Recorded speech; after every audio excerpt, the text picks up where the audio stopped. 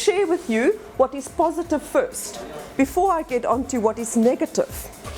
So going through the country, we have a lot of fun. We talk a lot, okay? We laugh a lot. We are just us. We don't have to pretend to be who we are not. We've got 11 different languages. Our cultures are rife. Lots of different cultures. And people and food, outside activities. We do things, we play.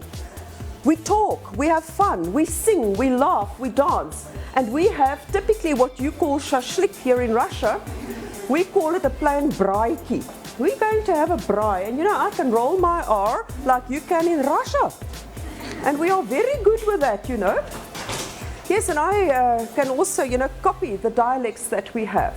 The demographics of South Africa, we're right there at the bottom end of Africa, where the Atlantic Ocean and the Indian Ocean meet.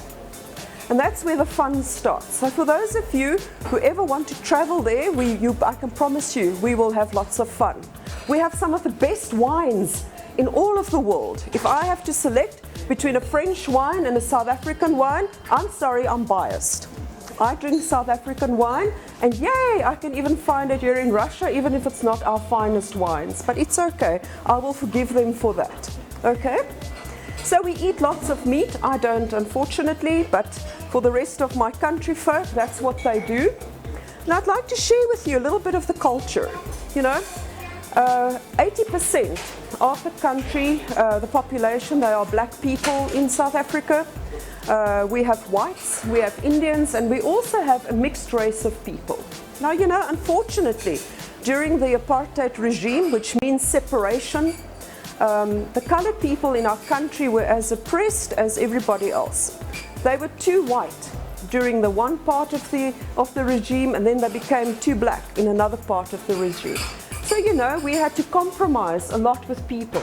We had to go during those tumultuous years in South Africa, which was very violent. You know, we had riots, we had strikes. The country was burning during the 70s and the 80s.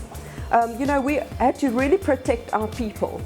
And we often had to go, and I was one of them, you know, during the times who signed off some of our colored people to say that they were white enough, you know, for their children to stay in schools and for people to stay in their homes so that they were not moved away from where they were comfortable.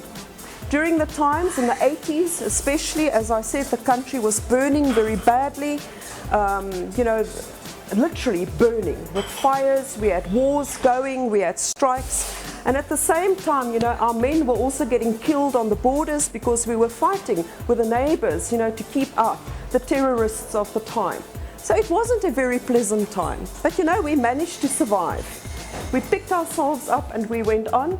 I also housed and hid away my domestic that I had working for me, her and her family. I had them in my flat for about 3 months to protect them, you know, from the mob, so to speak, so that I knew that they were safe. Because, you know, to be honest, I didn't support the political situation in the country at the time.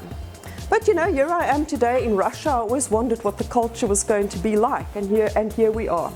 I had the great opportunity also to see a lot of firsts in our country. For example, television only came in the country in 1976.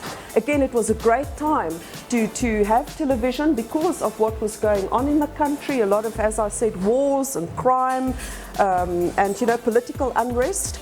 And I worked in media. I was both in television and in radio. I also had the opportunity to translate programs for the television at the time from French into English, which was later also translated into a black language. And you know, during that time, the government would tell us what we may and may not show on television. So if anything was very violent, and believe me, it was very violent, we were not allowed to show or broadcast any of the news items on television. If we had a blackout on our TV at the time, well, they decided what we could and couldn't show on television. But you know, despite that, television really opened up a lot of doors for us, and it opened up doors into the rest of the world for us.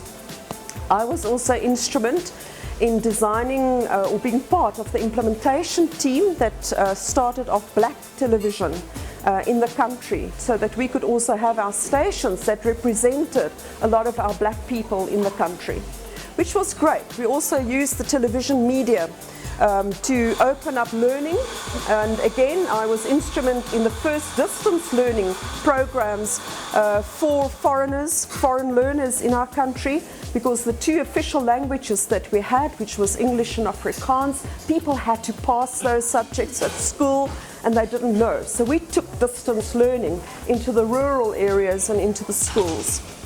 After the start of our democratic republic, as we know it today, our first black president was Nelson Mandela, and he was inaugurated into our country in 1994, in April, and that's also when our flag was launched. I had the immense privilege to work with that man.